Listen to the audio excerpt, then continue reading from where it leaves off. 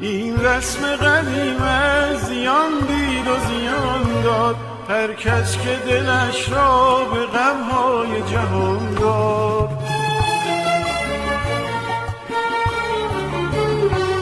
این رسم قدیم زیان دید و زیان داد، هر کس که دلش را به غمهای جهان داد. از سفره هستی کسی سیر نخیزد، شادم که از این دام سبکبال گریزد. مخور ای